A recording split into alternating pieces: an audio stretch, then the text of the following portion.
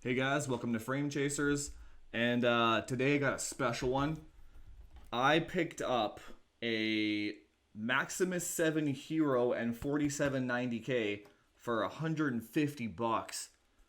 I was almost in disbelief when the guy accepted the offer. I threw a lowball in there. The posting was only up for 20 minutes on the Facebook Marketplace, and I was like, "Yo, 150 bucks right now." He's like, "Sure, come get it." And I was like, the guy must not have known what he had. I was thinking about just flipping it on eBay the way it is. Man, I would be able to triple my money, right? But the problem with eBay and PayPal, like PayPal takes 10% of your seller fees, and then sorry, eBay takes 10%, and PayPal takes 3%, I believe. So that's 13% money you're losing right there. So I figured I'm gonna try and flip this one locally. I'm gonna put it in a build. Probably stick that 2060 with it from that I got for what was it, 270 bucks, and that'll be a sick gaming rig. I mean, unbelievable. We're gonna go through and build this rig together. I'm gonna take this whole thing apart. It's pretty dusty and gross, same as everything that you buy used. I'm gonna delid the CPU, liquid metal it, push it as far as I can. I'm gonna stick that 240 AIO that I refurbished on this one, put a 2060 on it, and then we'll go through a parts list together of how much money I spent on this entire build. And then I'm gonna throw it up on Craigslist and Facebook Marketplace. Then we'll see how much profit I can get out of it. I think this is gonna be a pretty big profit margin one for me. Now, there is a debate on how much money you should be selling used parts for. Um, a lot of people are under the belief that you shouldn't charge more than $100 per build, maybe 200. I'm under the belief that you should sell parts for what they are worth. What you get them for shouldn't be a factor in the selling price. So if I got this motherboard and CPU for $150, I'm not gonna sell it for 200 just because I got a good deal on it. I was the one that did the work. I was the one that went out there and got it from them. I'm gonna sell it for what the market value is.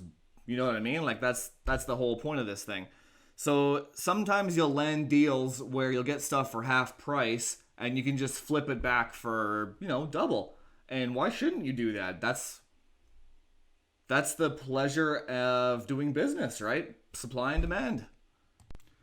That's kind of the whole point of this channel. You want to extract as many frames as possible from any budget that you have. So if you have a budget of $700, that doesn't mean that you're stuck buying new stuff and, getting low FPS. You can buy used stuff and you can get a killing out of it, right? So when I flip things on Craigslist, I always post the FPS numbers of what the games are getting on the overclocks and how many tweaks that I've done to the hardware. Always be open about the tweaks that you do so they know what they're getting into. But when you post those numbers and it shows 300 FPS in Overwatch and 200 FPS in Warzone, that's all the customer sees. They could literally care less about the hardware that's in there. They just want to know that the hardware that they're getting can push those frames, right?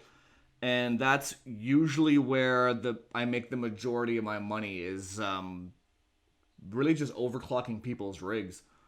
So let's get cracking on this. I honestly can't wait to see what this thing can do. I've never had a Maximus Hero before, so really excited about this one. Let's go.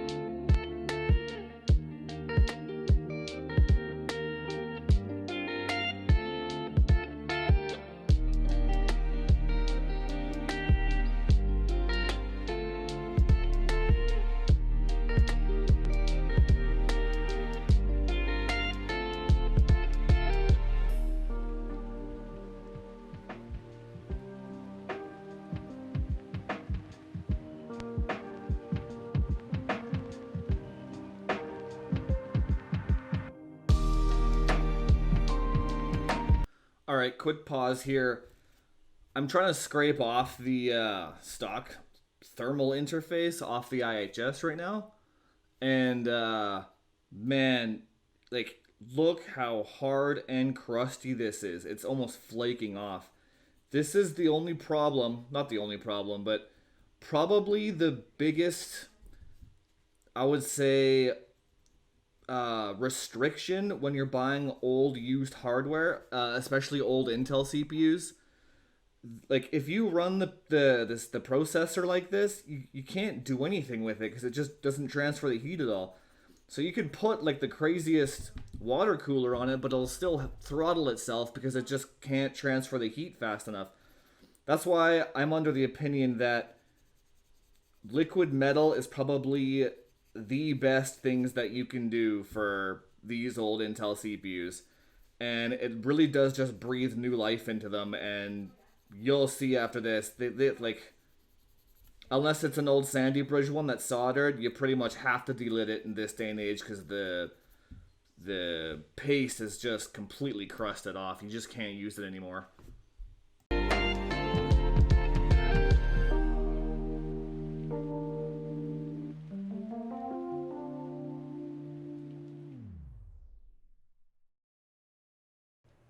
Would you look at that? Just look at it. Oh, God, that's cute. Oh, it's beautiful. That'll sell nicely. In the words of the great Techia City, LEDs sell PCs. I got this case for $80, by the way, with all 4 fans. Oh, God, that's cute. All right, final numbers on this thing. We got it to 4.8 gigahertz at 1.35 volts. Oddly enough, she wouldn't do 4.9, even at 1.45. Like 3.8 or 4.8 was a hard wall on this thing for some reason, which is fine. We're still talking 4.8 on a Haswell, right? And we got 24 gigs of 2400 memory with C11. And that's about it. I'm going to throw my 2070 Super in this thing. And we're going to run some benchmarks, see how it compares with that 3970X from a few days ago. And let's see where it stacks up in the price to performance category.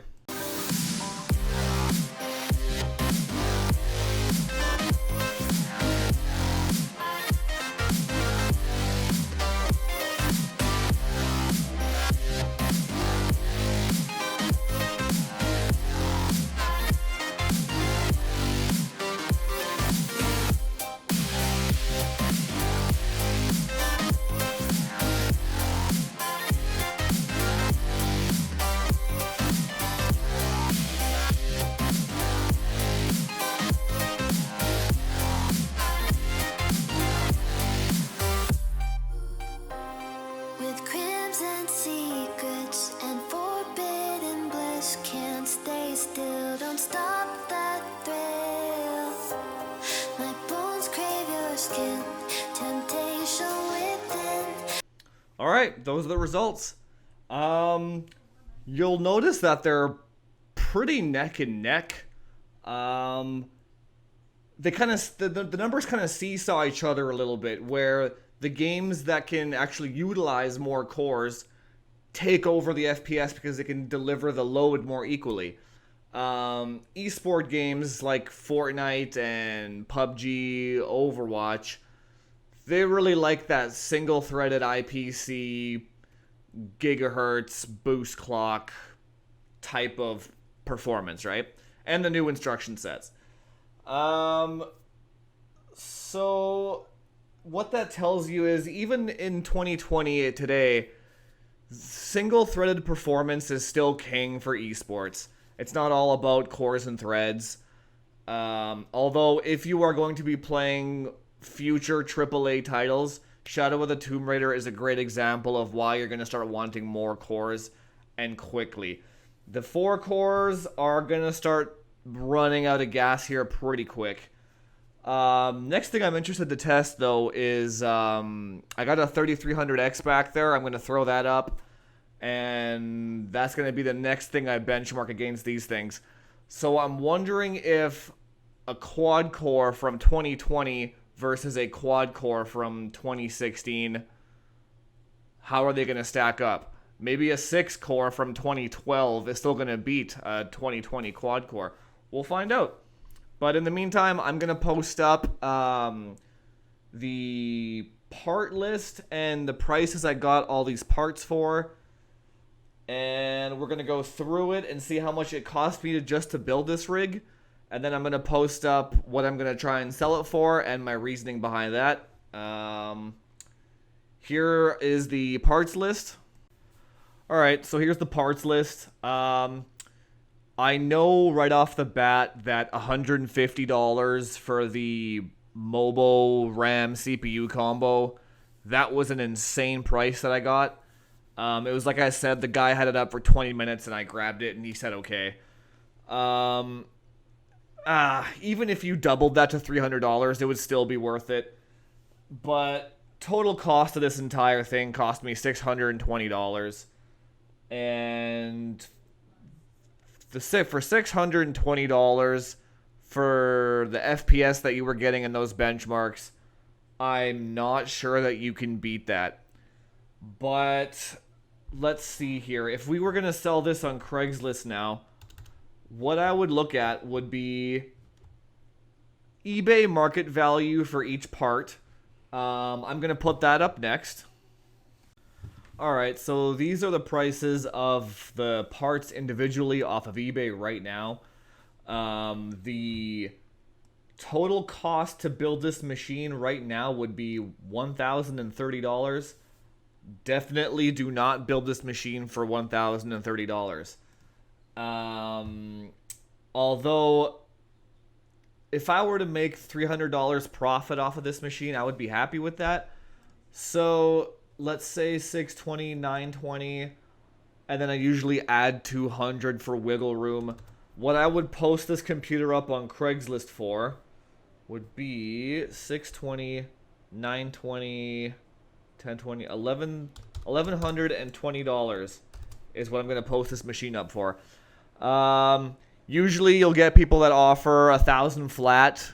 I would take that. I would take $950. Like I said, my bottom line would be $920. And yeah, I'm going to keep you guys posted. I'm going to put this up for sale later tomorrow, and we'll see how much I can get for it. It just goes to show you deal hunting and knowing what you're doing with your parts can really go a long way with profit margins on these things. Alright guys, that's it for this one. Don't forget to like, share, and subscribe. If you could really subscribe, that would help me out a lot in this early part of my journey here. The hardest part about starting a new YouTube channel is just getting those 1,000 subscribers. Then, it just went to sleep. Then YouTube, the algorithm, will take care of it after that. But stay tuned for those 3300X benchmarks that I'm going to do. And then we're going to compare them with these older machines. We're going to do a price list of the 3300X as well. So we're going to compare the cost of building one of those versus the cost of building one of these. And we're going to see what we can get out of it. But thanks for joining me, and I'll see you guys next time.